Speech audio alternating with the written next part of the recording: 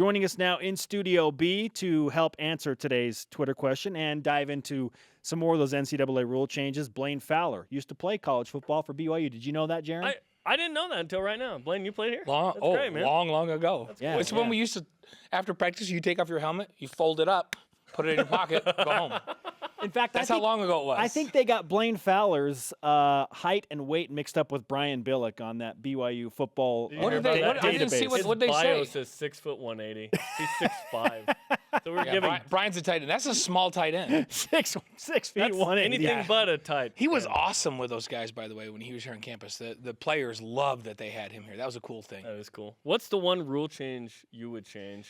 On or off the field? On the field one, I like this idea of just chilling out a little bit on the touchdown celebration, whoever came up with that one. But I was thinking more along the lines of recruiting. And this wouldn't necessarily help BYU, but I would make it so that universities could not contact or talk to players until they finish their junior year, period.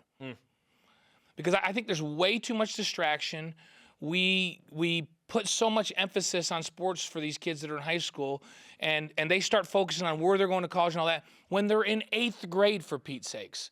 And 9th grade, so I would say you cannot have any contact with them unless they come onto your campus. So I like this new rule about having the 10 days to do camps on your campus only. So to me, that's the only time before they are finished their junior year in high school that you should be able to have contact with a recruit. Ooh, I like the thinking involved in that. I think it levels the playing field a little bit for everybody. Yeah. At Milton_Rat tweets this in. The appeal process for targeting calls. Take the time to get the call right. We learned last year after the BYU-Utah game that once the call is made by the replay booth, it stands. You can't appeal it after the fact. Yeah, well, and I would like that. So when you make that call on the field too, remember they don't take the penalty away. You still get the 15-yard. But they'll decide when they're watching the video whether or not they're going to throw the player out and it's really targeting or not. Well, if they're going to decide that it wasn't, then why not take the penalty away? Yeah, too? Why would you still give them 15 yards if it wasn't targeting? Hey, they made a mistake, so we're not going to kick the guy out, but you're still getting the penalty that they made the mistake on. Yeah, fix it. So dumb. That's so dumb. If you're actually going to take the time to review it, then just fix it. Yeah. So, what do you think of my idea, power plays? So you have a 15-yarder. It's the very next unique. play, you're 11 on 10. Very unique. So you'd have to take a defensive lineman out, which would give you less of a pass rush. So now you're going to throw the football, and I like this. It'd be fun. It's unique. It would be fun. Start a league and call it the XFL. And oh wait, that already happened. That happened. Wait, that already happened. We could have sketchy material. No, that didn't work. It didn't work at all. Last week, Terry Nashif, the banquet was Wednesday. Mm-hmm. The next day is announced, okay, he's stepping down as assistant head coach. He's going to pursue business opportunities. What's your reaction to that? I was disappointed because he's one of my favorite people in the program. First of all, I think he's very, very intelligent and knows basketball really well. He's a great offensive mind, and BYU relied on him to call the offenses. The other thing is, I think he is very relatable for recruits and for the players. You saw the tweets coming out from the players about how much he helped them, where they had conversations with them off the court. He gave them a lot of counsel. Because I think he seems, even though he's older than he looks, I think he seems close to them. Like, it seems like he just played. So he's very relatable. And a lot of kids came here because they related to him on their recruiting visit, and they liked, the ability to talk to him and feel like they could confide in him and all that. So I think Dave loses a very, very good recruiting tool when he loses Terry. From the offensive perspective, Dave's a great offensive coach himself. So will there be a void? Yeah, but I think they can fill that void. I think the bigger void is his relatability and his ability to recruit, because every player you talk to that's been through here since Terry's been here talks about how close they are to him and how comfortable he makes them feel when they come on campus here. So that's a big deal. He's the all-American dude. I talk about valedictorian, student body president. I mean, that factors into why he was such a great recruiter at BYU. So now you got to replace that. The question is, where do you go? Where is the emphasis when you are trying to replace Terry Nashif? Because there are some concerns to be addressed. Right, and I don't know if you can replace him from a recruiting perspective because he's been so good, but you try to go get somebody that has good contacts, maybe in some states that you haven't recruited well in the past. But from a strategic perspective, on-court perspective, I feel like you've got to go out and find somebody who is a defensive ace, who really understands defense and has a reputation of coaching really good defensive basketball teams. And, maybe somebody that's a little bit ornery, a little bit of spit and fire that can be the counter. And don't get me wrong, because I've been in practices when Dave gets upset and gets into him. But I feel like they've got enough guys that'll put their arms around the guys afterwards that they can bring in kind of a... Who's the bad cop? Yeah, a bad cop. Like a guy that's, going to get into these guys and demand that they play some defense. And so a guy that's defensive minded that maybe will get into these guys a little bit and be a little tougher.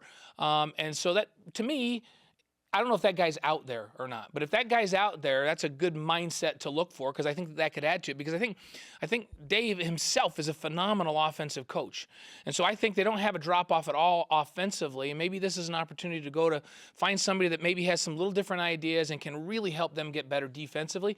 Because they don't have to be great defensively to be really good next year. They just have to be good defensively to go along with how efficient they've been on offense over the years. We've been telling you about Jared Ward in the Boston Marathon. He just finished. What is his place and time? That is our stat of the day. It's the BYU Sports Nation stat of the day. The mustachioed stats professor at BYU, Jared Ward, finishes in 10th place in the Boston Marathon with a time of 2:15:28. Bravo, Jared. How about that? Bravo. Jared Ward on Patriots Day. That's Top pretty 10 cool. finish in the Olympics and at the Boston Marathon. I mean, you think about the field in the Boston Marathon. That's Legit. a legit field. It's probably as good or better than the Olympic field. I feel like in some ways it is better than the Olympics. There's no limit on X from that country, right? Exactly. So because we have some countries that would put more people in the Olympic marathon if they could have more spots. I mean, that's phenomenal. The Boston Marathon is the Super Bowl marathon. And he's a Davis High boy. Let's not forget that. Yeah. Jared Ward, Davis County. He's Davis County. He's a guys, dart. yeah. He's a dart. That is right. I wouldn't brag about that. But Yeah, hey, it's bad enough that Davis High has been the premier track program in this state for many, many years. I just meant the I'm math. just trying to figure out how Davis got stuck with brown and gold, man. I know they're not pretty colors. Wyoming thinks it's Game day great. gold. Yeah, they think it's good. No, it's not pretty. I know it's not pretty, and I don't have anything brown and gold anymore since my kids aren't there. But it's all blue. It's all blue. And BYU's hoping that Eric Mika stays in all blue. He's going to start workouts in the next couple of weeks. What's your take on kind of where he fits? Because he's not on the board right now, yet I think we all think he's going to crush the workouts. It'll be interesting to see if he gets an invite to that pre-draft combine that they have, the NBA pre-draft combine. I think that makes a difference with if by the time he gets to that, he has an invite, and it's May 9th through the 14th. And then he has until the 24th to decide whether he's going to keep his name in or if he's going to pull out. And so I think I'm really anxious to see if the individual workouts and people looking at him right now lead to an invite to that where he has a chance to show that he can play the 4 in the NBA, because I think that's where he has to play in the NBA. The thing for him is in college, he's playing the true 5 with his back to the basket most of the time. We saw flashes of him being able to face up, so he's got great touch. We saw him improve his free throw shooting. But I think the question on him is, can he be a regular 4 in the NBA? Can he face up? Can he match from a speed perspective defensively the kinds of guys he'd have to cover in the NBA at that 4 position? Like who are we talking about? Draymond Green. You got to go cover those kinds of guys. Yep. Blake Griffin. I mean, those are 4s. Those are 4s. I'm talking about elite 4s. I want to name of course. the bench. Yeah, Kevin the bench Durant 4. plays the 4. Okay. Well, you've named the best. Let's name the. Paul Millsap. Yeah. Okay. Yeah, that's. He's really good. Still an all-star. He's really, really good, but that's more of mid-range. Paul. Would I put Paul in top 15? Maybe he's in the top 15. Can you be Trey Lyles? That's more of what we're talking about. And so we're not saying he has to be an elite guy, but to be drafted in the first round, there's a big, big difference between going in the first round and having guaranteed money and going in the second round. The NBA is not a league full of second-round picks. There's a few that have made that jump and surprised people, but because there's guaranteed money in the first round, when you're a first rounder, if you're the same and you're a second rounder as a first rounder, they're not going to cut that guy and still pay him and keep you on the roster and pay you. And so for that reason, and there's not as many guys like there is in football, the NBA is a league of first-round draft picks. It's not a league of free agent and second-round picks. NFL is very different. It takes a lot more guys. And you can be a specialist. You get a bunch of guys out on offense and a bunch of guys out on defense. In the NBA, you play both ends of the floor. There's 5 guys out there. And so there's just not a lot of second-rounders and free agents that make it long-term in that league. So to me, Where's he going to be? Does he get that pre-draft combine invite? Does he get projected in that first round? And then he's got a big decision to make if he's not. Now, we're talking about roughly 450-ish players in the entire league. I mean, that is not a very big number. And so first rounders, you're throwing in 30-ish. And I mean, that's it, right? That's it. It's going to be tough to stick after that. Can Eric play? I think he has the skill set to do it. You know, selfishly, I'd like to see him come back. I'd like to see Yoli work on the 3 skill set a bunch in the offseason, get the ball in his hands, face up, dribble, ball handling, all that. And I'd like to see Eric really focus on what he could do as a 4 and come back next year and take BYU into the NCAA tournament and maybe do a Sweet 16. That's what I would love to see. And if that can take him, if his feedback is, if you can go back and show this next year in college, you could be a first-round draft pick, then maybe he comes back. But if he's a first-round draft pick, none of us are going to begrudge him going, right? We're going to just go, absolutely yeah, not. Go. Can you climb from totally off the board into the first round? Like that, could it happen? Yes. I think it's a stretch to think that it will happen. I think it's a big stretch. He would have to have a phenomenal time from now till mid-May, and then in that pre-draft camp, really everybody go, wow, you know what? And it's not just about, can he do it right now? We're seeing enough of this skill set that we think with a year in the NBA, because the NBA drafts a lot of guys on potential. I mean, Collins is a projected first rounder. So what's the difference between Eric Mika and Zach Collins? Collins 7 feet tall, and he's a 5. And you've only seen 1 year of Collins. Right. And he's how old is he? Is he 19 or 20? I think he's 19. Yeah. Probably 19, and right? so they're looking at him, they're going, here's a 19-year-old that's really, really raw, that's unbelievably skilled athletically, and he's a true 7-footer that's going to play the 5 in the NBA. So that's the difference. I hate to say it, if Eric was 2 inches taller or 3 inches taller with his same skill set, they'd be looking at him as a 5, and he would be a first rounder right now. And so there's the difference, because his height, he projects more as a 4, and to play the 5, you've got to be 7-footer plus, or you've got to be 6'10" and unbelievably physical. And it still doesn't mean you're going to be a first round. Like Shemek Karnowski probably won't be drafted as good as he was.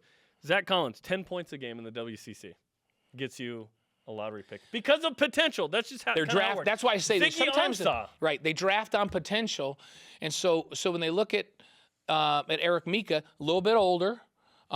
He's been on a mission. Still, I think he's still really, really young from a basketball perspective. So if everybody doesn't have to love you. One team has to love you. One team has to fall in love with you between now and May and look at you in that pre-draft camp and go, ooh, on potential alone, we think this guy can play the 4 in a big way. We think we can develop him, and they take a shot at you. So he's got a lot of work to do between now and then to show people that he can do that. Because right now, nobody's saying, oh, yeah, he's a first-round draft pick. You guys, we all know that. He knows that. It's not a single projection person team, which isn't the worst thing ever. Yeah. And if he just doesn't want to be here, he can play in Italy. Oh, you know what I mean? And he would be very comfortable. He lives there. He knows the language. But that will be there. Yeah. After a year. That's right. And kids look back, and they look back at their college experience. And I talk to a lot of guys that go to the NFL, and they go, hey, I had fun in the NFL. The guys that end up on teams that go to multiple Super Bowls, they seem to have a really fun time in the NFL. But a lot of these guys that just go play on regular old teams go, you know what? I didn't realize how good a time I was having with my boys in college until I went in the NFL and realized what a business it was. And it was just going to work, and it wasn't that fun anymore. And in the NBA, whether he's in NBA or Europe, Eric's going to find out, all these guys find out that it becomes a job when you're getting paid for it. And you don't want to shortchange yourself on the opportunity to be with your boys and do something special in college, because you remember that the rest of your life, and that becomes part of who you are and your network forevermore.